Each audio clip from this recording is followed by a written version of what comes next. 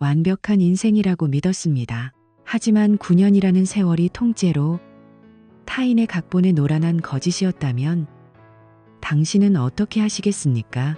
2년 전 정관 수술을 마친 제게 아내의 가방에서 발견된 화요일자, 피임약 포장지는 단순한 물건이 아니었습니다. 그것은 제 세계를 산산조각 낼 폭탄의 도화선이었죠. 단 5분만 제 이야기에 귀를 기울여 보십시오. 여러분이 믿고 있는 그 평온이 얼마나 취약한 유리그릇인지 깨닫게 될 테니까요. 그날 아침은 평소와 다름없는 수요일이었습니다. 화장실 창문 틈으로 들어온 햇살이 카펫 위에 무언가를 비추기 전까지는 말입니다.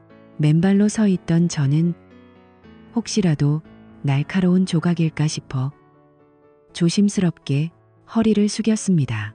손끝에 닿은 것은 작고 둥근 은박지였습니다. 알약을 밀어낼 때 뒤에 남는 평범한 포장지 조각이었죠. 뒤집어 보니 선명하게 화요일 튜이라고 적혀 있더군요.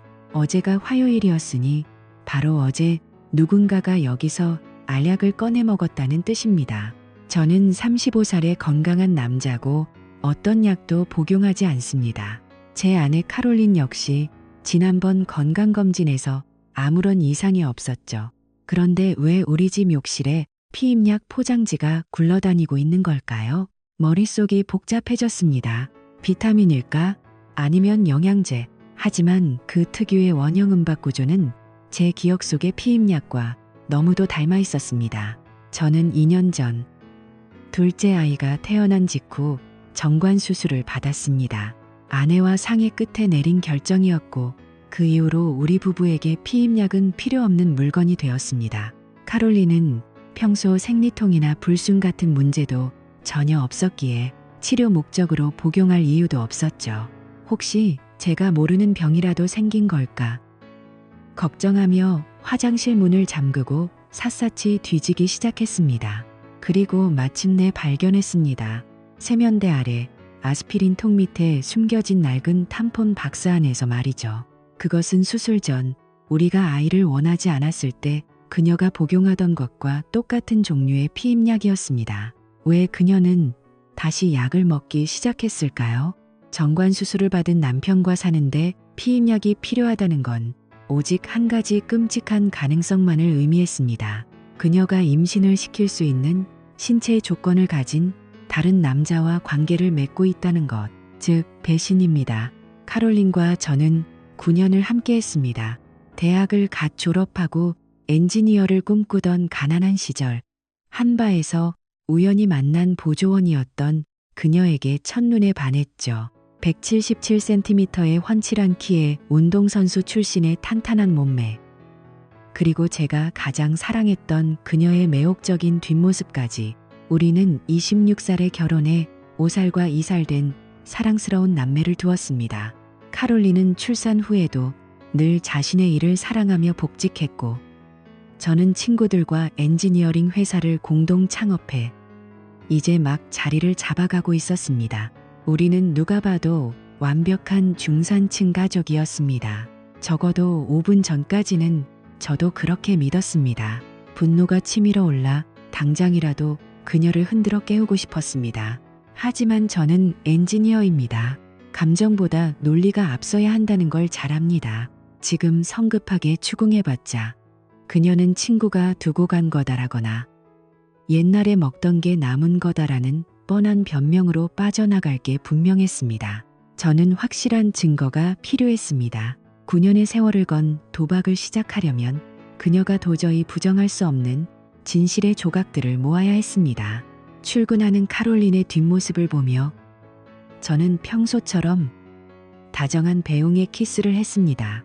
입술이 닿는 순간 소름이 돋았지만 꾹 참았습니다. 사무실에 도착하자마자 저는 업무 대신 인터넷 창을 열었습니다.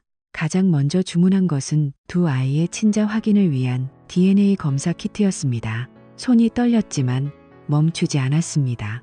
그 다음은 초소형 음성 녹음기와 거실, 침실, 욕실을 감시할 수 있는 보이지 않는 카메라들이었습니다.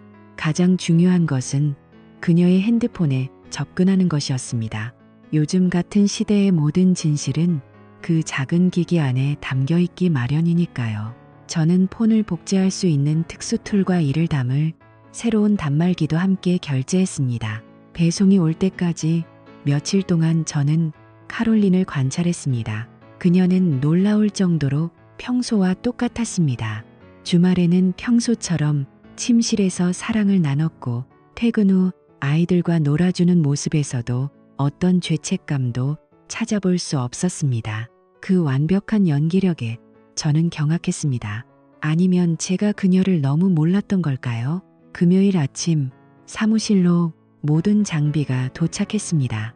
저는 일찍 퇴근해 아이들을 돌보러 온 입주 보모가 저녁을 준비하는 사이 집안 곳곳에 카메라를 숨겼습니다.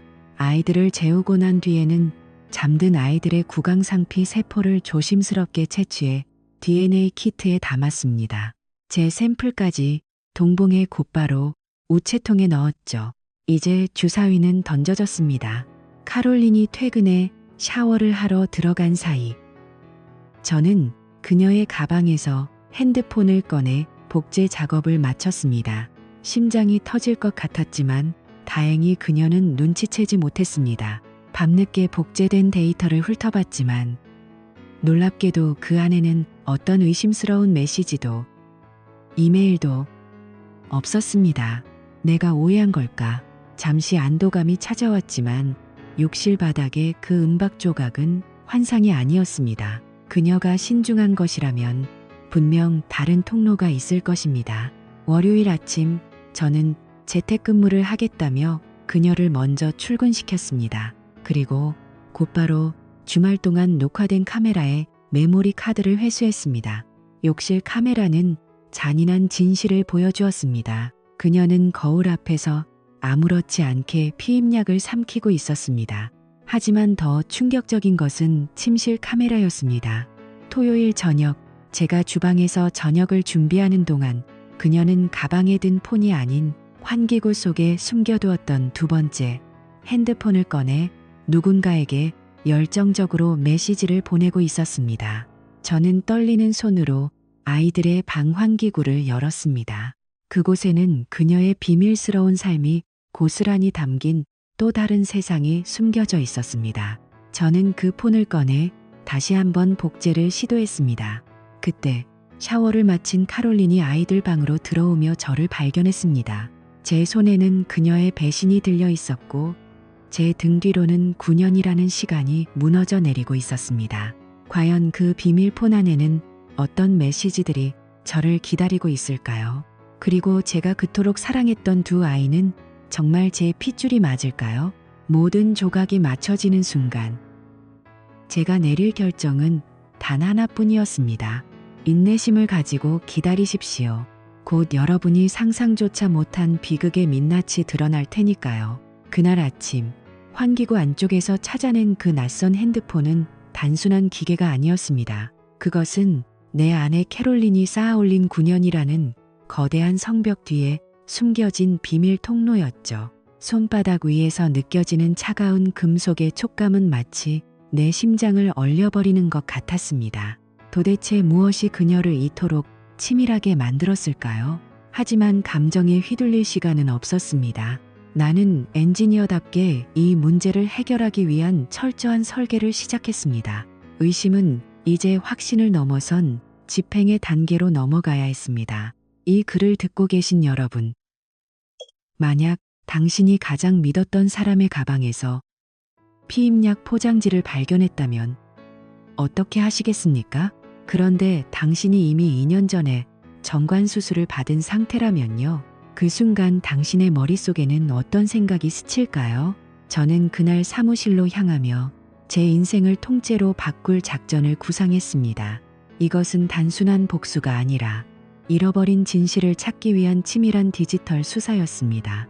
가장 먼저 주문한 것은 우리 아이들의 핏줄을 확인할 수 있는 DNA 검사 키트였습니다. 주문 버튼을 누르는 손가락이 미세하게 떨렸지만 멈추지 않았습니다. 사랑하는 제임스와 소냐, 그 아이들의 눈망울이 떠올라 가슴이 찢어지는 것 같았지만 확인해야만 했습니다. 그리고 집안 구석구석을 감시할 수 있는 초소형 카메라와 음성 녹음기, 그리고 결정적으로 그녀의 핸드폰 데이터를 고스란히 옮겨올 수 있는 복제 도구까지 주문을 마쳤습니다.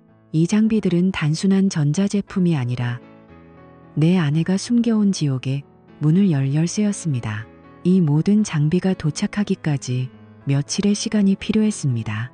그 시간은 내 인생에서 가장 길고 고통스러운 연기의 시간이었습니다. 여러분, 혹시 가장 증오하는 사람과 한 침대에서 자면서 사랑한다고 속삭여 본 적이 있나요? 그것은 영혼을 갉아먹는 일이었습니다. 집으로 돌아온 나는 평소와 다름없는 다정한 남편의 가면을 썼습니다. 퇴근한 캐롤린의 뺨에 입을 맞추고 아이들과 함께 거실 바닥을 뒹굴며 웃음을 터뜨렸죠. 소름 끼치는 일이었지만 그녀 역시 완벽한 연기를 선보이고 있었습니다. 캐롤린은 여느 때처럼 직장에서 있었던 사소한 불평을 늘어놓았습니다. 오늘 빌 이사님이 또 말도 안 되는 업무를 시켰어. 정말 짜증나. 그녀의 입에서 그 이름이 나올 때마다 나는 심장이 덜컥 내려앉는 기분이었습니다. 하지만 나는 그저 고개를 끄덕이며 정말 힘들었겠네, 우리 여보, 라고 경청했습니다. 우리 사이의 공기는 평온하기 그지없었지만 내 머릿속은 이미 그녀의 이중 생활을 파헤칠 디지털 감옥을 짓는데 몰두해 있었습니다. 그녀의 웃음소리가 들릴 때마다 내 가슴 한구석은 날카로운 얼음 송곳에 찔리는 듯한 통증을 느꼈습니다. 여러분도 이런 기분을 아시나요? 겉으로는 웃고 있지만 속으로는 피눈물을 흘리는 그 비참함을요. 만약 여러분의 파트너가 지나치게 완벽한 일상을 보여준다면 한 번쯤은 의심해 보셔야 합니다. 진정한 진실은 항상 가장 평범한 곳에 숨어 있기 마련이니까요. 마침내 금요일 아침, 사무실로 모든 장비가 도착했습니다. 박스를 여는 순간 느껴지는 그 묘한 해방감과 공포를 잊을 수 없습니다. 나는 서둘러 짐을 챙겨 평소보다 일찍 퇴근했습니다. 운 좋게도 아내는 늦은 회의가 있다고 했죠. 입주 보모가 주방에서 아이들의 저녁 식사를 준비하는 사이 나는 어둠 속의 유령처럼 움직였습니다. 나는 먼저 안방, 화장실, 거울 뒤편의 틈새에 초소형 렌즈를 설치했습니다. 그녀가 거울을 보며 어떤 표정을 지을지, 누구와 은밀한 대화를 나눌지 지켜보기 위해서였죠. 그 다음은 거실의 장식장 틈새였습니다. 아이들과 노는 그녀의 가짜 미소를 기록해야 했습니다. 그리고 마지막으로 우리 부부가 잠드는 침실의 커튼 뒤편과 침대 밑바닥에 도청기와 카메라를 배치했습니다. 그것들은 이제 내가 없을 때 우리 집에서 벌어지는 모든 일을 지켜보는 나의 눈과 귀가 될 것이었습니다. 아이들을 재우고 난 뒤 가장 긴장되는 순간이 찾아왔습니다. 샤워를 하러 들어간 캐롤린의 가방에서 그녀의 핸드폰을 슬쩍 꺼냈습니다. 미리 준비한 복제 툴을 연결하자 데이터가 전송되기 시작했습니다. 퍼센트 숫자가 올라갈 때마다 내 심장이 터질 듯이 뛰었고 욕실에서 들려오는 물소리가 멈출까봐 등 줄기에서는 식은땀이 흘렀습니다. 10%, 50%, 90%. 마침내 완료 메시지가 떴을 때 나는 아무 일도 없었다는 듯 핸드폰을 제자리에 돌려놓았습니다. 하지만 그날 밤 복제된 데이터를 훑어보던 나는 당혹감에 휩싸였습니다. 메시지함에도 이메일에도 통화 기록에도 그녀의 외도를 입증할 만한 단서가 단 하나도 없었기 때문입니다. 모든 기록은 지나치게 깨끗했습니다. 마치 누군가가 정기적으로 세탁한 것처럼 말이죠. 내가 정말 오해한 것일까? 내가 미쳐버린 건가? 잠시 흔들렸지만 욕실 바닥에서 발견했던 그 피임약 포장지는 환상이 아니었습니다. 그녀는 내가 생각하는 것보다 훨씬 더 영리하고 치밀한 상대였습니다. 혹시 여러분 주변에도 이런 사람이 있나요? 모든 흔적을 완벽하게 지우는 사람 말입니다. 그렇다면 기억하세요. 범인은 반드시 실수를 하기 마련입니다. 다만 그 실수를 포착할 수 있는 끈기가 필요할 뿐이죠. 월요일이 밝았고 나는 재택근무를 핑계로 집에 남았습니다. 캐롤린이 평소처럼 출근하자마자 나는 주말 동안 녹화된 카메라의 메모리 카드를 회수했습니다. 거실 소파에 앉아 노트북으로 영상을 돌려보던 중 침실 카메라 영상에서 내 눈을 의심케 하는 장면이 포착되었습니다. 토요일 저녁, 내가 아이들과 거실에서 장난감을 조립하고 있을 때였습니다. 샤워를 마치고 침실로 들어온 캐롤린은 가방을 여는 대신 방구석 환기구 덮개를 능숙하게 열었습니다. 그리고 그 안에서 얇은 기기 하나를 꺼냈습니다. 바로 그녀의 두 번째 핸드폰이었습니다. 환기구 속에 숨겨둔 비밀폰. 그녀는 그 폰을 들고 침대에 앉아 누군가에게 메시지를 보내며 환하게 웃고 있었습니다. 내가 평생 본 적 없는 진정으로 행복해 보이는 미소였습니다. 나에게 보여주던 그 사무적인 미소와는 차원이 다른 영혼이 담긴 웃음이었죠. 그 모습을 보는 순간 내 안에 무언가가 완전히 끊어져 버렸습니다. 나는 곧바로 아이들의 방으로 달려가 환기구 덮개를 뜯어냈습니다. 그 안쪽 깊숙한 곳에 검은색 스마트폰 하나가 놓여 있었습니다. 이것이 바로 그녀의 이중생활을 지탱하는 진정한 심장이자 내 가정을 무너뜨린 괴물이었습니다. 나는 떨리는 손으로 그 비밀폰을 꺼냈습니다. 그리고 곧바로 복제 작업을 시작했습니다. 이번에는 달랐습니다. 폰이 켜지자마자 쏟아지는 노골적인 사진들과 차마 입에 담기 힘든 메시지들. 그 대화의 주인공은 바로 그녀의 상사, 빌 라이트였습니다. 자기야, 오늘도 그 멍청한 남편이랑 자는 거야. 조금만 참아. 우리 아이들이 곧 당신을 아빠라고 부를 날이 올 거야. 메시지 하나하나가 내 가슴을 갈기갈기 찢어 놓았습니다. 우리 아이들, 제임스와 소냐가 그의 아이들이라고. 나는 그 자리에 주저앉아 짐승처럼 울부짖었습니다. 9년의 세월이, 내 젊음이, 내 사랑이 모두 쓰레기통에 처박히는 기분이었습니다. 하지만 울음은 오래가지 않았습니다. 슬픔이 지나간 자리에는 얼음처럼 차가운 복수심이 들어찼습니다. 여러분, 만약 당신이 이런 상황이라면 어떻게 하시겠습니까? 그냥 울고만 계실 건가요? 아니면 당신의 인생을 짓밟은 그들에게 똑같은 고통을 돌려주시겠습니까? 저는 후자를 선택했습니다. 저는 더 이상 다정한 남편 게리가 아니었습니다. 저는 이제 그들을 단죄할 집행관이 되기로 결심했습니다. 지금 바로 여러분의 소중한 사람들을 다시 한번 돌아보세요. 혹시 당신이 모르는 환기구가 어딘가에 있지는 않은지, 당신이 믿고 있는 평화가 누군가의 치밀한 연극은 아닌지 말입니다. 만약 조금이라도 의심이 간다면 주저하지 말고 행동하세요. 진실을 마주하는 것은 고통스럽지만 거짓 속에서 평생을 사는 것은 죽음보다 비참하기 때문입니다. 이제 그녀가 쌓아 올린 거짓의 성벽은 완전히 무너지기 시작했습니다.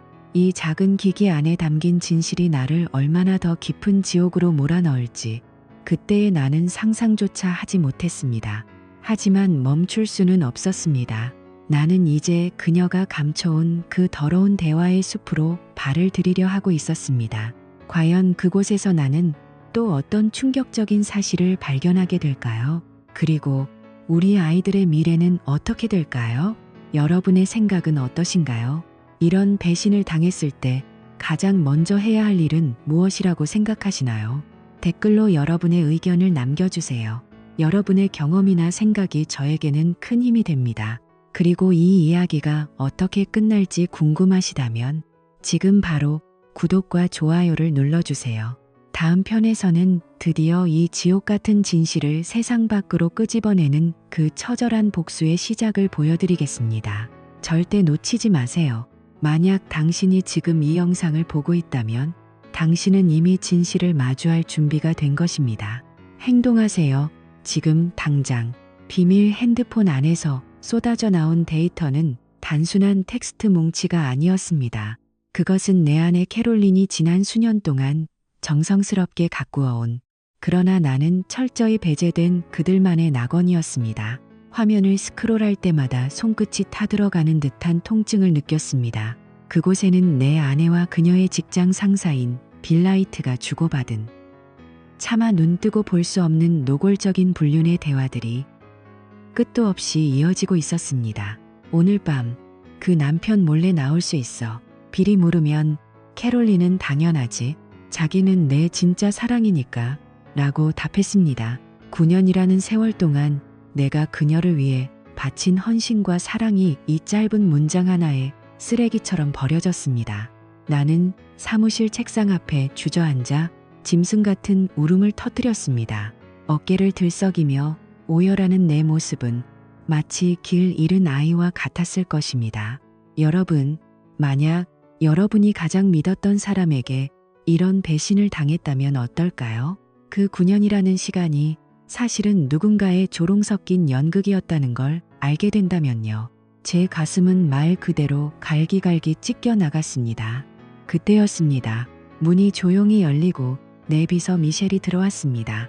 미셸은 평소처럼 단정한 차림에 붉은 머리를 뒤로 묶은 모습이었지만 내 눈물을 보자마자 얼굴이 굳어졌습니다. 그녀는 아무 말 없이 다가와 내 어깨에 손을 얹었습니다. 그 따스한 온기가 오히려 내 비참함을 더 크게 자극했습니다. 나는 떨리는 손으로 복제된 핸드폰의 화면을 그녀에게 보여주었습니다. 미셸은 한참 동안 화면을 응시하더니 깊은 한숨을 내쉬었습니다. 캐리, 지금은 무너질 때가 아니에요. 이보다 더 확실한 정보가 필요해요. 그녀의 목소리는 얼음처럼 차갑고 단호했습니다. 그녀는 자신이 과거에 겪었던 끔찍한 이혼 경험을 이야기해주며 감정에 휩쓸려 이를 그르치지 말라고 경고했습니다. 미셸은 내게 자신의 친구이자 유능한 이혼 변호사인 로레인을 소개해 주었습니다. 하지만 가장 큰 재앙은 수요일에 찾아왔습니다. 책상 위에 놓인 DNA 검사 결과지. 봉투를 뜯는 순간 방 안의 산소가 모두 사라진 것 같은 압박감을 느꼈습니다. 결과는 잔인했습니다. 제임스와 소냐, 내가 목숨보다 아꼈던 두 아이와 나의 유전적 일치 확률은 0%였습니다. 단 1%의 희망조차 허락되지 않은 완벽한 타인이었습니다. 내 아이들이 아니었습니다. 아빠라고 부르며 내 품에 안기던 그 아이들은 모두 빌라이트의 핏줄이었습니다. 분노가 극에 달해 온몸이 부들부들 떨렸습니다. 나는 주먹으로 책상을 내리쳤습니다. 어떻게 이럴 수가 있어. 그때 내 머릿속을 스치는 영상이 하나 있었습니다. 거실에 설치한 숨겨진 카메라에 찍힌 장면이었죠. 주말 저녁, 빌라이트가 우리 집에 들어왔을 때 제임스가 그를 향해 달려가며 환하게 웃으며 외쳤습니다. 그 작은 입술에서 나온 그 짧은 단어가 내 심장을 난도질했습니다. 아이들은 이미 알고 있었던 겁니다. 그가 진짜 아빠라는 사실을요. 그리고 내 아내는 내가 정관 수술을 받도록 설득하면서 속으로는 비웃었을 것입니다. 배신감이라는 단어로는 부족했습니다. 이것은 영혼의 살인이었습니다. 나는 무기력하게 바닥에 주저앉았습니다. 모든 것이 끝났다고 생각했습니다. 하지만 미셸은 내 앞에 무릎을 굽히고 앉아 내 눈을 똑바로 쳐다보며 말했습니다. 게리, 정신 차려요. 지금 당신이 포기하면 저들은 당신의 회사와 자산, 그리고 남은 인생까지 비웃으며 가져갈 거예요. 엔지니어답게 생각하세요. 계획을 세우고 실행해야 합니다. 그녀의 엄격한 조언은 마치 차가운 얼음물처럼 내 정신을 깨웠습니다. 그래, 나는 무너질 수 없다. 저들이 내 인생을 지옥으로 만들었다면 나 역시 저들에게 지옥을 선물해야 한다. 여러분, 만약 당신이 이런 상황이라면 어떻게 하시겠습니까? 9년의 세월이 거짓이었고 당신의 아이들이 다른 남자의 아이들이라면 그냥 울고만 계시겠습니까? 절대 그러지 마세요. 지금 이 순간 여러분도 여러분의 주변을 다시 한번 점검해야 합니다. 완벽해 보이는 평화 속에 어떤 독사가 숨어 있을지 아무도 모르니까요. 만약 조금이라도 의심이 간다면 미셸이 내게 말했듯 지금 당장 행동해야 합니다. 이 이야기는 이제 단순한 슬픔을 넘어 처절한 심판으로 향합니다. 나는 로레인 변호사를 만나기 위해 신발끈을 묶었습니다. 내 아내 다정한 아빠 게리는 죽었습니다. 이제 남은 것은 차가운 복수자뿐입니다. 과연 나는 어떻게 저들을 파멸시킬까요? 다음 편에서는 내 모든 자산을 지키고 저들을 사회적으로 매장하기 위한 거대한 설계가 시작됩니다. 여러분도 저와 함께 이 정의로운 전쟁에 동참하시겠습니까? 구독과 좋아요를 눌러 저의 여정을 응원해주세요. 여러분의 댓글 하나가 이 지옥 같은 시간을 견디는 큰 힘이 됩니다. 지금 바로 여러분의 생각을 남겨주세요. 당신이라면 저 상황에서 가장 먼저 무엇을 하겠습니까? 그 대답이 다음 이야기의 열쇠가 될지도 모릅니다. 절대 놓치지 마세요. 진실은 이제 막 드러나기 시작했습니다. 혹시 여러분 중에 비슷한 경험을 하신 분이 계신가요? 혹은 주변에서 이런 막장 드라마 같은 현실을 목격하신 적이 있나요? 여러분의 댓글이 누군가에게는 큰 경각심이 되고 또 다른 누군가에게는 위로가 될 수 있습니다. 아빠라고 불리는 그 따뜻한 단어가 누군가에게는 가장 날카로운 비수가 될 수 있다는 사실, 그리고 그 비수를 던진 사람이 가장 사랑했던 아내였다는 이 지독한 역설, 제가 어떻게 이 절망의 구렁텅이에서 빠져나와 그들을 단죄하는지 꼭 끝까지 지켜봐 주십시오. 여러분의 응원이 필요합니다. 지금 바로 구독을 눌러주세요. 다음 이야기는 상상 그 이상으로 치밀하고 강력할 것입니다. 지금 당장 여러분의 배우자나 연인의 행동에서 이상한 점은 없었나요? 갑자기 샤워를 자주 한다거나 핸드폰을 환기구 같은 엉뚱한 곳에 숨기지는 않나요? 아니면 아이들의 얼굴에서 당신의 모습이 아닌 전혀 다른 낯선 남자의 모습이 보이지는 않나요? 만약 그런 징후가 보인다면 주저하지 마세요. 오늘 제가 보여드린 DNA 테스트나 감시 카메라 설치는 단순한 의심이 아니라 당신의 인생을 지키기 위한 최소한의 방어 기제일 뿐입니다. 이제 저는 미셸과 로레인이라는 강력한 조력자들과 함께 반격을 시작합니다. 빌라이트, 그 파렴치한 인간이 우리 집에서 내 아이들과 파파라고 부르며 웃던 그 대가를 치르게 할 것입니다. 그리고 캐롤린, 그녀가 9년 동안 나를 속이며 쌓아올린 그 거짓에 공든 탑을 먼지 하나 남기지 않고 무너뜨릴 것입니다. 이 복수는 단순히 화를 내는 것이 아닙니다. 아주 정교하고 치밀하게 계산된 엔지니어링 같은 복수가 될 것입니다. 여러분, 만약 제 결정이 옳다고 생각하신다면 좋아요. 일 연계를 달성할 수 있게 도와주세요. 진실이 승리하는 세상을 위해, 그리고 배신자가 발붙일 곳 없는 세상을 위해 함께 목소리를 내주십시오. 다음 편에서는 드디어 로레인 변호사가 제안한 뉴클리어 옵션이 무엇인지 공개됩니다. 제 모든 재산을 지키면서도 그녀에게는 단 한 푼의 위자료도 주지 않는 법적 전략, 궁금하지 않으신가요? 지금 바로 알림 설정을 켜두세요. 배신자들의 최후는 생각보다 더 비참하고 제 반격은 생각보다 더 통쾌할 것입니다. 내 아이가 아니다라는 절망의 문장이 당신은 이제 아무것도 아니다라는 승리의 문장으로 바뀌는 그 순간까지 저와 끝까지 함께 해주십시오. 여러분의 관심이 저를 다시 일으켜 세웠습니다. 고맙습니다. 진실은 반드시 밝혀집니다. 지금 이 순간에도 숨겨진 비밀폰을 두드리고 있을 누군가에게 이 영상이 경고장이 되기를 바랍니다. 자, 다음 이야기가 곧 시작됩니다. 로레인 변호사의 사무실을 나설 때 내 발걸음은 이전과는 비교할 수 없을 정도로 가벼웠습니다. 하지만 그것은 해방감이 아닌 파괴를 준비하는 자의 서늘한 고요함이었습니다. 뉴클리어 옵션.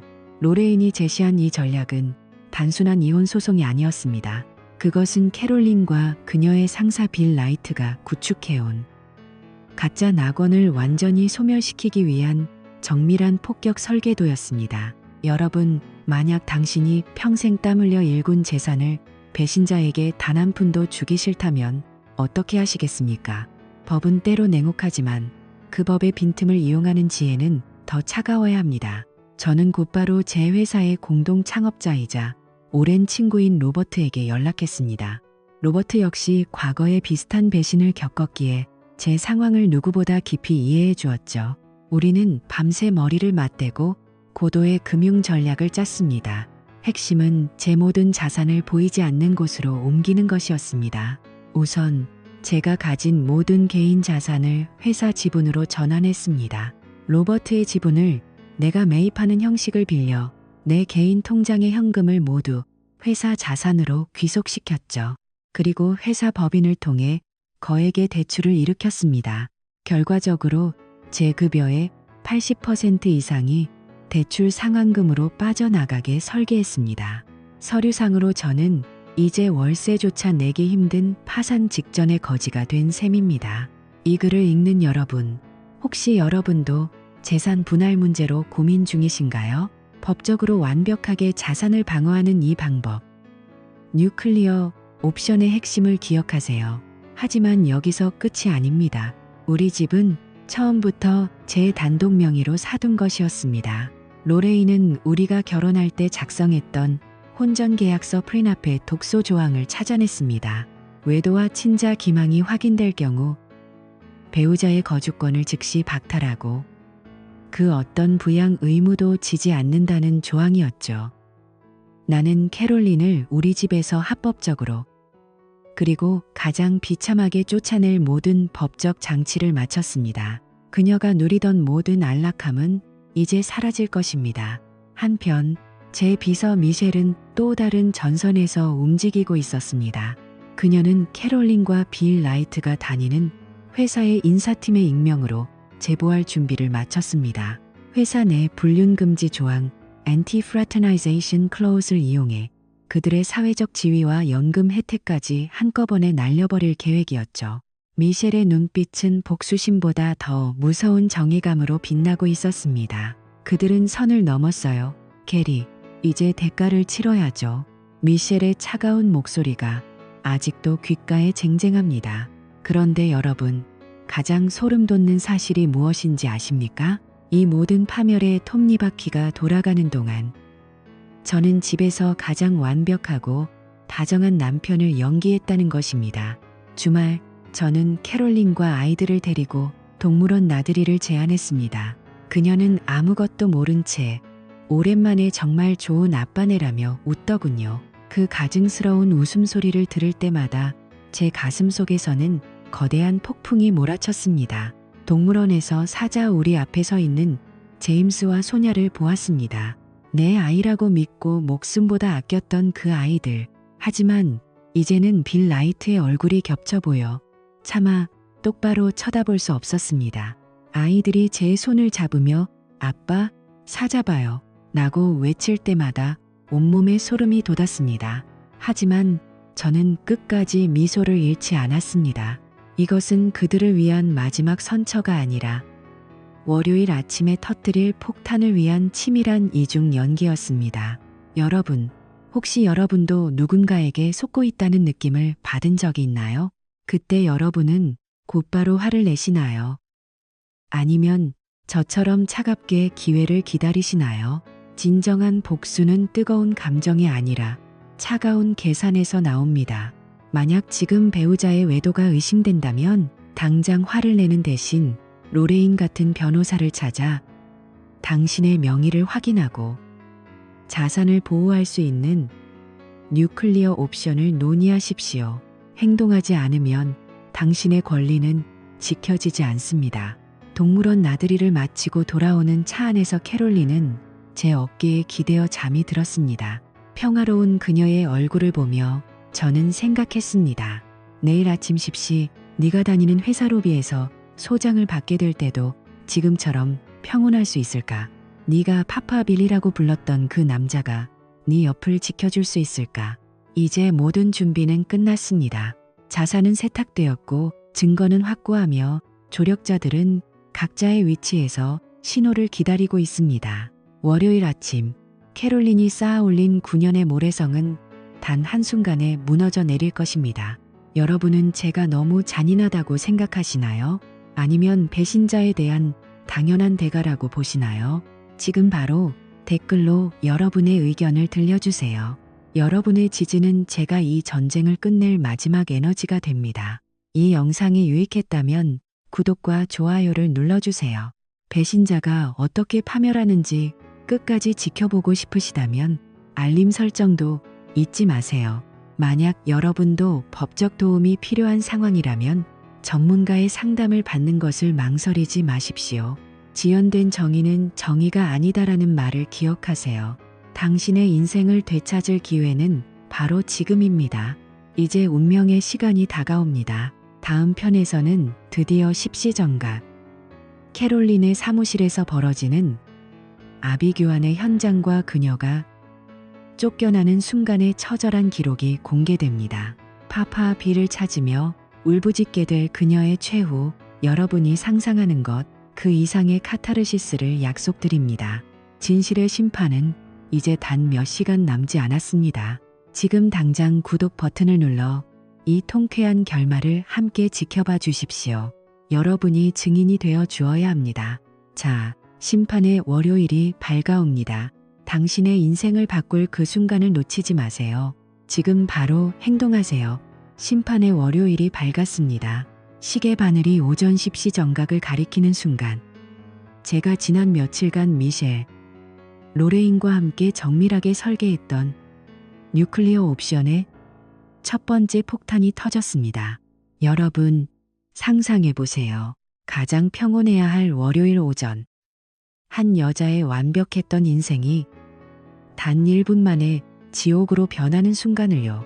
캐롤린은 자신의 사무실에서 평소처럼 빌라이트와 은밀한 메시지를 주고받고 있었을 겁니다. 하지만 그 평화는 로레인이 보낸 전문 서버가 그녀의 책상 위에 던져놓은 이혼 소장과 두툼한 증거, 패키지에 의해 산산조각 났습니다. 그녀는 그 자리에서 수년간의 불륜 사실과 친자 기망 행위가 전 직원의 공개됨과 동시에 회사 윤리 규정 위반으로 즉시 해고 통보를 받았습니다. 9년간 쌓아올린 그녀의 커리어와 가짜 낙원이 단 한순간에 무너져 내린 것이죠.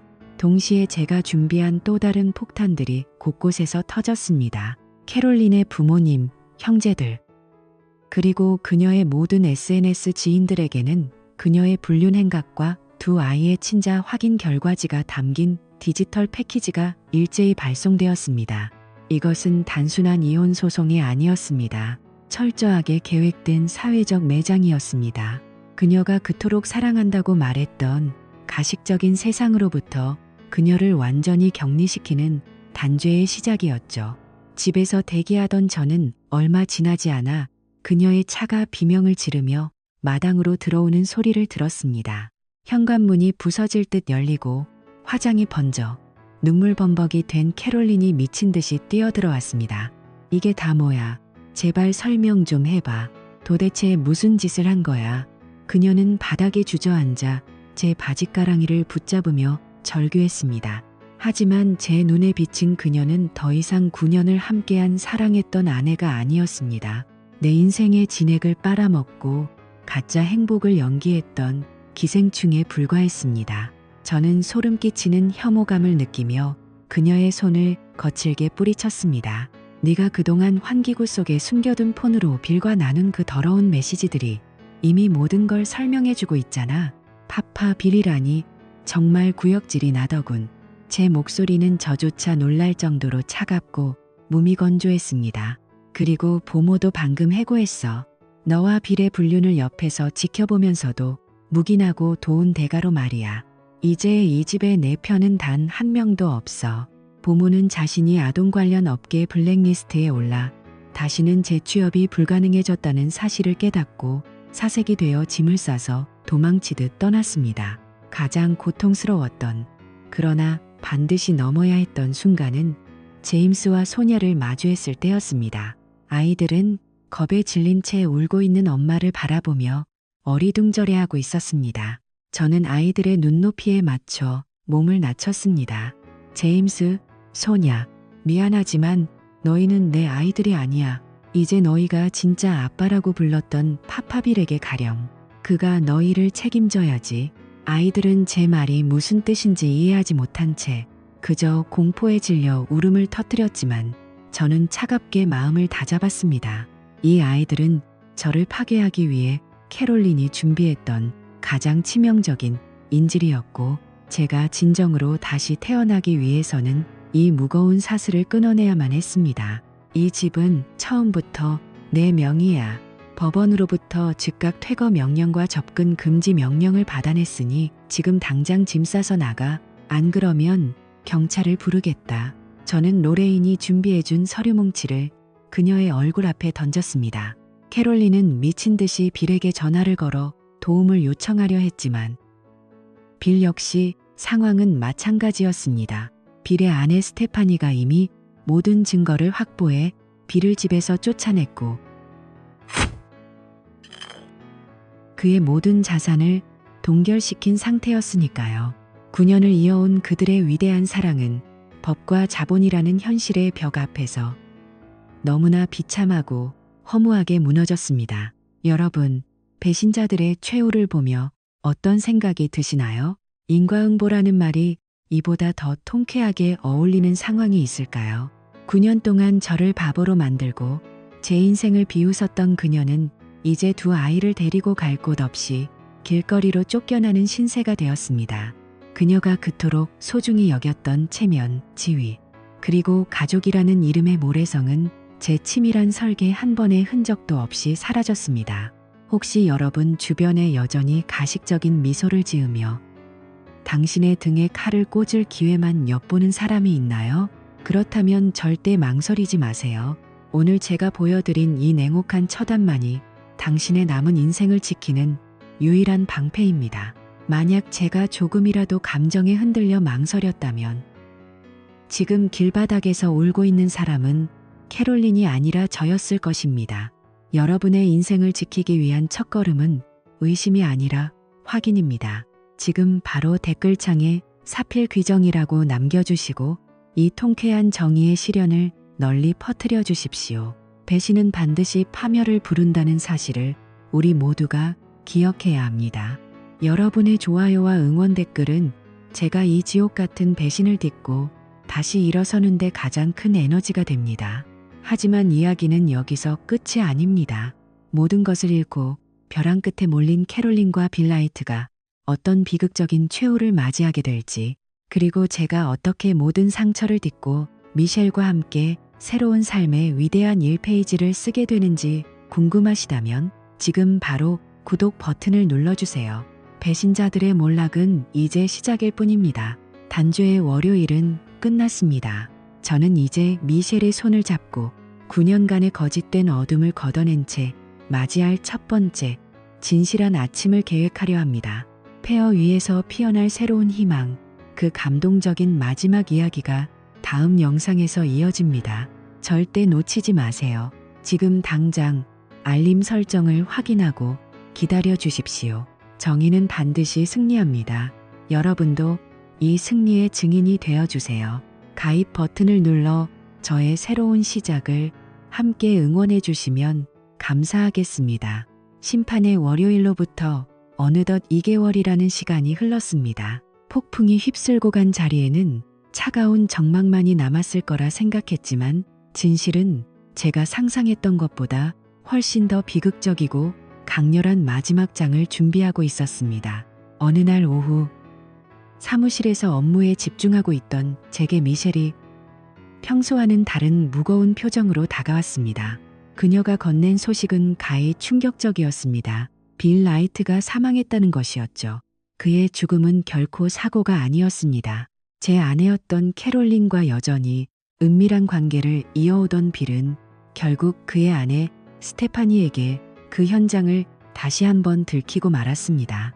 그동안 배신감에 몸서리치던 스테파니의 분노는 마침내 임계점을 넘었고 그녀는 그 자리에서 빌을 향해 방아쇠를 당겼습니다.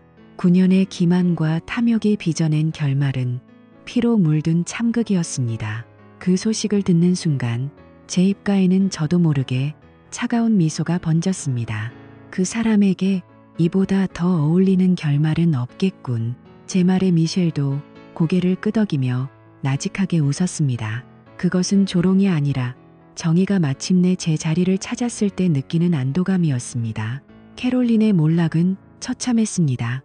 빌이라는 뒷배를 잃은 그녀는 직장에서도 쫓겨났고 부모님조차 그녀의 파렴치한 행각에 등을 돌렸습니다. 화려했던 커리어와 가짜 행복으로 치장했던 그녀의 인생은 이제 아무것도 남지 않은 폐허가 되었습니다. 반면 저는 드디어 쇠사슬을 끊어낸 자유로운 몸이 되었음을 실감했습니다. 9년이라는 긴 터널을 빠져나와 마주한 햇살은 눈부시게 따사로웠습니다. 그때 미셸이 제 책상 위에 봉투 하나를 내려놓았습니다. 이혼 확정 판결문이었습니다. 법적으로 저는 이제 완벽한 타인이 된 것이죠. 판결문을 확인하는 제 손 위로 미셸의 손이 겹쳐졌습니다. 그녀는 9년이라는 시간 동안 비서로서 그리고 한 여자로서 저를 지켜봐왔던 진심을 조용히 고백했습니다. 게리, 당신이 얼마나 고결한 사람인지 알아요? 당신이 그 지옥 같은 시간을 견디는 동안 제 마음도 함께 타들어갔어요. 이제는 당신만을 위한 행복을 찾았으면 좋겠어요. 그녀의 고백과 함께 전해진 따뜻한 입맞춤은 제 얼어붙었던 심장을 완전히 녹여주었습니다. 미셸은 제가 캐롤린의 배신으로 잃어버렸던 인간에 대한 신뢰를 다시 찾아준 유일한 사람이었습니다. 우리는 함께 새로운 미래를 설계하기 시작했습니다. 가장 먼저 제가 한 일은 해링턴 박사를 찾아가 정관수술 복원 가능성을 상담하는 것이었습니다. 박사는 95%의 높은 성공률을 약속했고 저는 다시 한번 누군가의 진짜 아빠가 될 수 있다는 희망에 가슴이 벅차올랐습니다. 가짜 혈통의 족쇄에서 벗어나 이제는 저를 진정으로 사랑해주는 미셸과 함께 저의 결실을 맺고 싶었습니다. 이것은 단순한 신체적 복원이 아니라 제 인생의 주권을 되찾는 상징적인 행위였습니다. 여러분, 이제 저는 깨달았습니다. 진정한 가족이란 혈연보다 더 깊은 신뢰와 진실 위에 세워진다는 것을요. 9년 동안 제가 아빠라고 믿었던 아이들은 타인의 각본이었지만 앞으로 미셸과 함께 맞이할 아이들은 우리만의 진실한 역사가 될 것입니다. 정의란 무엇일까요? 악인이 파멸하는 것일까요? 아니면 피해자가 다시 웃음을 되찾는 것일까요? 저는 둘 다라고 믿습니다. 배신자들은 스스로 파남정에 빠져 몰락했고 저는 폐허 위에서 새로운 삶의 이름을 쓰기 시작했습니다. 미셸, 우리는 몇 명의 아이를 가져야 할까요? 제 질문에 그녀는 수줍게 웃으며 제 품에 안겼습니다. 이제 제 인생의 진짜 첫 페이지가 열리고 있습니다.